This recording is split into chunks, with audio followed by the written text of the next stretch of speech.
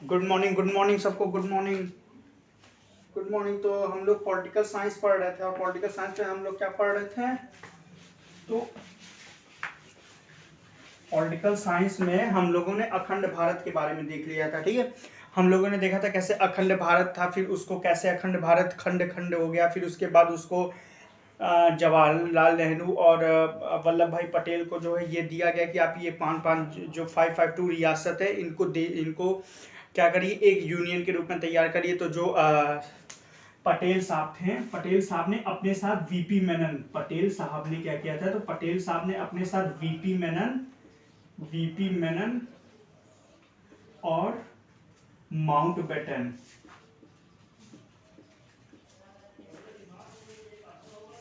VP Menon और Mountbatten. तो पटेल साहब ने अपने साथ वीपी मेनन और माउंटबेटन को लिया और जो वो 552 रियासत थे उनको बोला कि अब हम इनको बनाएंगे एज अ यूनियन। क्या बनाएंगे? As a union. तो देखिए कभी कभी क्वेश्चन पूछा जाता है जो 552 देसी रियासत थे उनको आपस में जोड़ के यूनियन कौन बनाएगा, तो उसमें पटेल और वीपी मेनन का नाम ही नहीं देता है। ऑप्शन में ऑप्शन 4 दे देता माउंटबेटन। तो लोगों को लगता है कि माउंटबेटन तो एक अंग्रेज था, अंग्रेज का वायसराय था। तो जब अंग्रेज का वायसराय जो था वो कैसे बनाएगा, वो भारत के लिए सहयोग कैसे करेगा, तो लोग क्या करते हैं माउंटबेटन पे टिक नहीं करते। जबकि माउंटबेटन तीसरे व्यक्ति थे जिन्होंने जो 552 देसी रियासत थी उसको क्या बनाया, उसको बनाया स्टेट। अब देखिए जब स्टेट बनाए गए तो पहले स्टेट को कैटेगराइज किए गए 4 पार्ट में। पहले जो स्टेट बने उनको 4 पार्ट में कैटेगराइज किए गए। पहले को बोला गया प्रोविजनल स्टेट,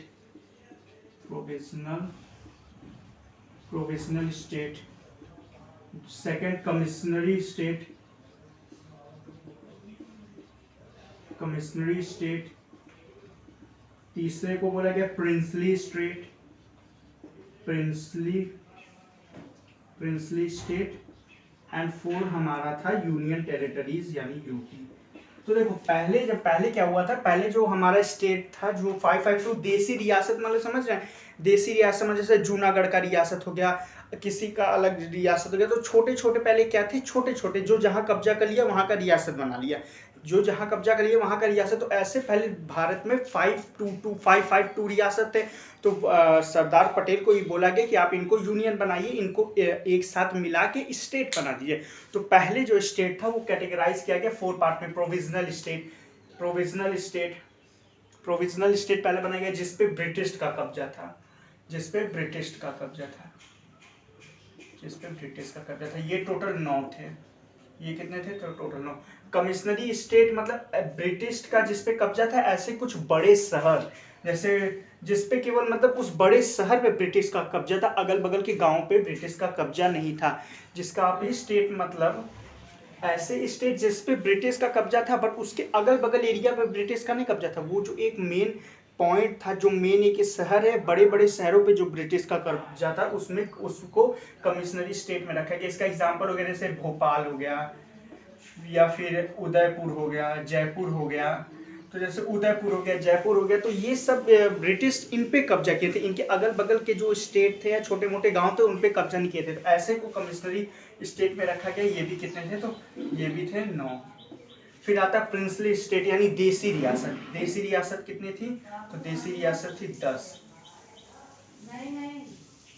देसी रियासत कितनी थी? देसी रियासत थी 10। और यूनियन टेरिटरीज उस समय एक ही यूनियन टेरिटरीज था, अंडमान और निकोबार।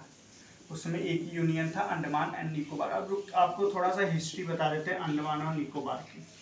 तो ये देखिए, तो पटेल साहब को यही दिया गया कि आप इसको क्या करिए एज अ स्टेट में बनाइए। तो फिर पटेल साहब ने क्या किया, 552 रियासतों को वीपी मेनन और माउंटबेटन के हेल्प से क्या किया, उसको एक स्टेट का फॉर्म दिया और उसको स्टेट बनाया,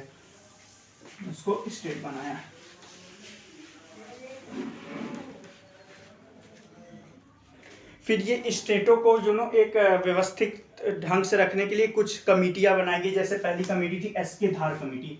पहले कमेटी थी एस.के. धार। तो एस.के. धार कमेटी ने कहा ठीक है आप स्टेट को बनाइए, बट ये याद रखिएगा कि स्टेट भाषा के आधार पर नहीं बनना चाहिए, क्योंकि जो लोग थे, जो भारत के लोग थे, पब्लिक थे, उनमें ज्यादातर जनमत लोगों का यही मतलब दावा था कि जो स्टेट बने वो क्या बने, भाषा के आधार पर बने। तो एस के धार कमेटी बनी। एस के धार कमेटी ने साफ साफ खारिज कर दिया कि नहीं, भाषा के आधार पर स्टेट का गठन नहीं होगा, भाषा के आधार पर स्टेट नहीं बनेंगे, भाषा के आधार पे स्टेट नहीं बनाएंगे। उसके बाद दूसरी कमेटी है जिसको जेवीपी कमेटी बोलते हैं, जेवीपी यानी जवाहरलाल नेहरू, वी वल्लभ भाई पटेल, पी से पलटामी सीतारमन। तो जवाहरलाल नेहरू, वल्लभ भाई पटेल और पलटामी सीतारमैया ये लोग थे। इन्होंने भी जो है क्या कहा कि ठीक है स्टेट बनेगा बट भाषा के आधार पे नहीं बनेगा, मतलब इन्होंने भी भाषा के आधार पे स्टेट बनने से नामंजूरी दे। इन्होंने भी क्या किया अपना वो ये भी एक तरह से मतलब ये भी विपक्ष में थे कि मतलब कि भाषा के आधार पे तो स्टेट नहीं बनेंगे, भाषा के आधार पे स्टेट नहीं बनेगी। फिर उसके बाद क्या हुआ, यहाँ पे एक क्रांतिकारी आए, यहाँ पे क्रांतिकारी आए तमिलनाडु के, जिनका नाम था सॉरी आंध्र प्रदेश साइड, जिनका नाम था रामल्लू रामल्लू रामल्लू रामल्लू। तो इन्होंने क्या किया, इन्होंने सरकार के विरुद्ध ये लड़ गए, क्या कि अच्छा अगर जवाहरलाल नेहरू, वल्लभ भाई पटेल, पलटावी सीतारमन चाहते हैं कि भाषा के आधार पर राज्य ना बने तो हम भी रामल्लू हम चाहते हैं कि भाषा के आधार पर राज्य बने और राज्य बनेगा। रामल्लू भाई साहब क्या किया, ये अनशन पे बैठ गए 56 दिन तक, 56 डे, 56 दिन तक क्या किया, अनशन पे बैठ गए कि आप लोग राज्य बना रहे हैं बनाइए, बट राज्य जो होगा वो भाषा के आधार पे होगा। भाषा के आधार पे इन द सेंस गुजरात को गुजराती, महाराष्ट्र मराठी, कन्नड़ तेलुगु, तमिल वाले को तमिलनाडु तेलुगु कन्नड़, आंध्र प्रदेश भोजपुरी वालों को बिहारी, अवधी वालों को यूपी। तो ये सब के हिसाब से इन्होंने कहा कि एक राज्य आप बना लीजिए, कश्मीरी वालों को कश्मीरी। तो रामल्लू ने 56 दिन तक अनशन किया। जवाहरलाल नेहरू बोले कि चलो ठीक है भाई तुम अनशन करो, कोई नहीं ध्यान देगा। देश से कहा कि इनको इग्नोर कर दीजिए, 2 दिन 3 दिन 4 दिन अनशन करेंगे उसके बाद निकल लेंगे। तो 56 दिन तक रामल्लू अनशन किए और 57 दिन, सन 57वें दिन इनकी क्या हो गई, मृत्यु हो गई। अब जब इनकी मृत्यु हो गई तो उस समय किसकी सरकार थी, पंडित जवाहरलाल नेहरू की सरकार थी। पूरे भारत में क्या हुआ, एक माहौल फैल गया कि लोगों कि हमारा देश आज़ाद थोड़ी ना हुआ है, जो ब्रिटिश चले गए हैं लेकिन पंडित जवाहरलाल नेहरू भी जो काम करें वो ब्रिटिश की तरह ही काम करें, ये भी हम लोगों को तड़पा रहे हैं, ये भी हम लोगों के अगेंस्ट काम कर रहे हैं, ये भी हमारी चीज़ें नहीं मान रहे हैं। इनके वजह से एक अच्छा एक भद्र नेता रामल्लू जो 56 दिन का अनशन करता है, मर जाता है, लेकिन कोई सुनवाई नहीं, कोई गवाही नहीं। ये कब किए थे, इन्होंने ये किया था 1952 में, 1952 में। तो मतलब एक प्रेशर पड़ने लगा कि सरकार पे कि ये करना चाहिए कि क्या करना चाहिए, भाषा के आधार पे राज्यों का पुनर्गठन करना चाहिए। तो फिर बहुत प्रेशर पड़ने लगा, बहुत ज़्यादा प्रेशर पड़ने लगा। तो उसके बाद जब जवाहरलाल नेहरू सोचे समझे थक गए तो उन्होंने फिर अक्टूबर 1953 को इन्होंने पहला राज्य गठित किया, आंध्र प्रदेश। आंध्र प्रदेश भाषा के हिसाब से पहला राज्य बना आंध्र प्रदेश 1953, अक्टूबर 1953। मतलब सोचिए 1952 में रामल्लू की मृत्यु हुई थी, उनके 1 साल बाद, उसके बाद भी सरकार ने 1 साल तक सोचा विचारा, लेकिन जब उनको लगने लगा सरकार को कि नहीं प्रेशर कुछ ज़्यादा ही हो जा रहा है जनताओं का, तब उन्होंने अक्टूबर 1953 को क्या किया, अक्टूबर 1953 को उन्होंने देश गठित किया भाषा के आधार पे आंध्र प्रदेश। अब जब ये गठित हुआ तो उसके बाद बवाल और बढ़ गया। जब तमिल लोगों के लिए आंध्र प्रदेश गठित हुआ, तमिल मलयालम लोग के लिए, सॉरी तेलुगु लोगों के लिए जब आंध्र प्रदेश गठित हुआ तब तो बवाल और हो गया। गुजराती वाले आके करें मेरे जो है भाषा के आधार पे भी राज चाहिए, मराठी बोल रहे हैं हमारी भाषा के हिसाब से भी राज्य चाहिए। तो भाई एक नया बवाल हो गया, हर जगह कोई ना कोई आंसर है बैठने जगह। तो फिर क्या किया गया, फिर एक वो चलाया गया, एक फजल अली समिति चलाई गई, क्योंकि देखिए अब सब आ गया ना कि हमें भी चाहिए, हमें भी चाहिए, उनको क्यों दिए, हमें भी चाहिए। तो 1953 में एक समिति का गठन हुआ, 1953 में एक समिति का गठन हुआ जिसका नाम था फजल अली समिति। फजल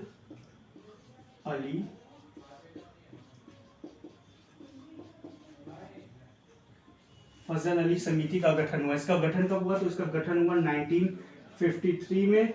इसका परिणाम कब आया, तो इसका परिणाम आया 1956 में। मतलब कि उसके बाद 3 साल चर्चा चली और इसका परिणाम आया। इसमें टोटल 3 सदस्य थे। तीनों कौन थे, सुप्रीम कोर्ट के जज थे। ये जो फजल अली थे जिनके नाम पे ये समिति बनाई गई, ये कौन थे, तो ये थे सुप्रीम कोर्ट के जज। तो फजल अली कौन थे? सुप्रीम कोर्ट के जज थे। इन्हीं के नाम पे फजल अली समिति बनाई गई। 1953 में गठन हुआ, 1956 तक डिस्कशन चला। 3 साल बाद इस निष्कर्ष से पहुंचे। उसके बाद फजल अली समिति ने साफ साफ बोल दिया, ठीक है, भाषा के आधार पर राज्य बनेंगे। क्या करेंगे? भाषा के आधार पर राज्य बनेंगे, बट ये रूल नहीं रहेगा कि उस भाषा का व्यक्ति ही उस राज्य में रह सकता है, दूसरे भाषा के व्यक्ति भी उस राज्य में रह सकते हैं। फॉर एग्जाम्पल, ऐसा नहीं होगा कि गुजराती वालों की जगह बिहारी नहीं रह सकते हैं, या फिर महाराष्ट्र में केवल मराठी रहेंगे, गुजराती नहीं रह सकते हैं। तो ये सब नहीं होगा। गुजरात है तो बिहारी भी रह सकते हैं, महाराष्ट्र है तो वहाँ गुजराती लोग भी रह सकते हैं। तो ये था फजल अली समिति। ये फजल अली समिति बना। उसके बाद भाषा के आधार पर राज्यों का धीरे धीरे पुनर्गठन होता गया। और ये चीज़ें अब आगे हम आपको बताएंगे, जब हम आपको मौलिक अधिकार पढ़ाएंगे ना, तो मौलिक अधिकार के बाद आर्टिकल आता है मौलिक अधिकार में स्टेट के बारे में। तब हम उसमें बताएंगे कौन कैसे मतलब कि कब हुआ, किसका कैसे कौन स्टेट कब जो है बना, कौन स्टेट कब टूटा, किस में से क्या टूटा। तो ये सब अभी आगे पढ़ाया जाएगा। तो बस ये याद रखिएगा, पहला भाषा के आधार पर गठित होने वाला पहला राज्य जो कि हर एग्जाम में पूछा जाता, आंध्र प्रदेश। फजल अली समिति चलाई गई थी, जिसके 1953 में गठन हुआ। 56 में क्या हुआ, इसका निर्णय है। निर्णय में ये कहा गया कि ठीक है, भाषा के आधार पर राज्यों का पुनर्गठन होगा, लेकिन ये जरूरी नहीं है कि भाषा के आधार पर जो राज्यों का पुनर्गठन हुआ है उसमें दूसरे राज्य के लोग नहीं जा सकते, दूसरे राज्य के लोग नहीं जा सकते। ठीक है, तो ये रही फजल अली समिति। तो फिर ऐसे ही करके क्या किया गया, धीरे धीरे भाषा के आधार पर राज्यों का गठन होने लगा, भाषा के आधार पर राज्यों का गठन होने लगा। और 1956 में हमारे पास स्टेट की बात करें तो 14 स्टेट थे, और हमारे पास 6 यूनियन टेरिटरी। स्टेट की बात करें तो हमारे पास 14 स्टेट थे और 6 यूनियन टेरिटरीज थे 1956 में। 14 स्टेट, 6 यूनियन टेरिटरी। देखिए, एक पंजाब था, पंजाब का पहले नाम था पेप्सू। पेप्सू का फुल फॉर्म है Punjab east Patiala state union. 1966 से पहले पंजाब को पेप्सू बोला जाता था। फिर 1966 में एक कमेटी बनाई गई, धार कमेटी, धार आयोग समिति। कब बनेगी? 1966 में एक कमेटी बनाई गई, धार आयोग समिति।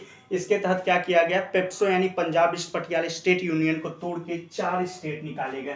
कहा गया ऊपर वाले को, जो ऊपर का कहा गया कि ये मतलब पर्वतीय इलाका, हिमालयी इलाका, तो इसमें से निकाल दिया गया किसको, तो इसमें से एचपी को निकाल दिया गया, हिमाचल प्रदेश।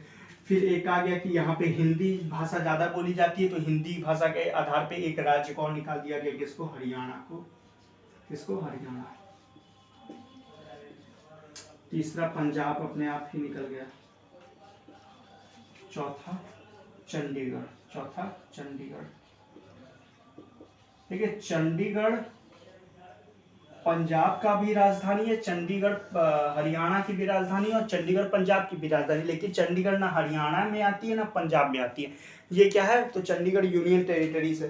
देखिए, अभी आगे यूनियन टेरिटरीज पढ़ाएंगे तब आपको बताएंगे। अब यूनियन टेरिटरीज आपके भाग 9 में है, आर्टिकल 243 वगैरह में है, तो उसमें हम पढ़ाएंगे तो आपको बताएंगे कि जो यूनियन टेरिटरी उसको बनाया जाता है जो स्टेट, जो जगह या तो इंडिया से, अपने भारत से दूर रहे, जैसे अंडमान निकोबार लक्षद्वीप, या जो देश पे मतलब जो स्टेट या जो जगह पे कोई बवाल चलता रहता है, या फिर कोई एक बवाल का माहौल रहता है, तो वो उसको भी यूनियन टेरिटरीज बना दिया था। चंडीगढ़ को लेके हमेशा बवाल रहता था, हरियाणा का भी, पंजाब का भी।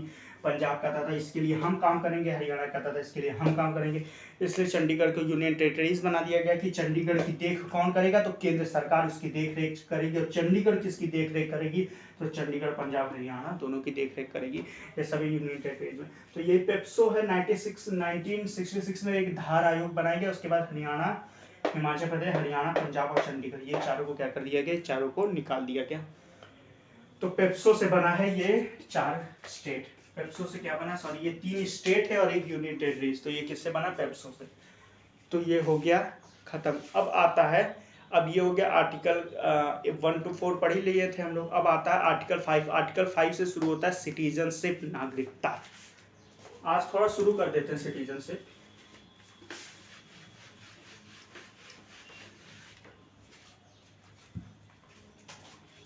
सिटीजनशिप।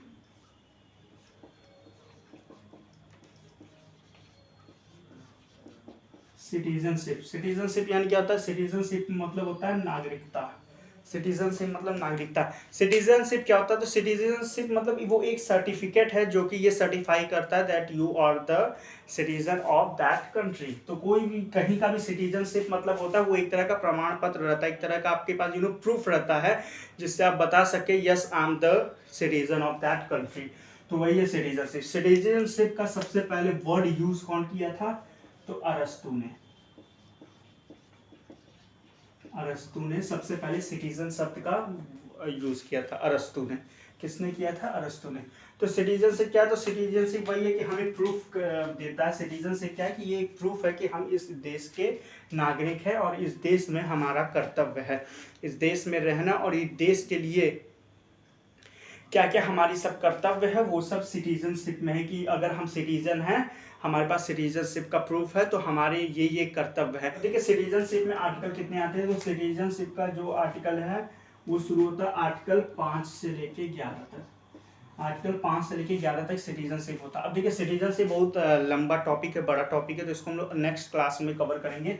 प्लस 5 to 11 है सिटीजनशिप। फिर इसके बाद आता है इसी में सिटीजनशिप में जो भी नागरिकता संशोधन हुआ था CAA NRC, तो वो सब भी किस में आता है? वो भी आता है आर्टिकल 11 में। आर्टिकल 11 में आता है आपका यही सब NRC CAA जो भी होता है। तो ये सब हम लोग पढ़ेंगे अब कब? नेक्स्ट वीडियो में। नेक्स्ट वीडियो में क्या करेंगे? एक ही वीडियो में सारा कवर कर देंगे, क्योंकि अगर सिटीजनशिप का हम लोग पार्ट वाइज वीडियो लाएंगे तो उससे क्या होगा कि आप लोग को भी नहीं समझ पाएगा, क्योंकि सिटीजनशिप टफ नहीं है, बट हाँ थोड़ा लेंदी है, थोड़ा है, टिपिकल है, थोड़ा सा ज़्यादा नहीं, थोड़ा सा टिपिकल है। तो हम लोग अब इसको कवर करते हैं नेक्स्ट क्लास में।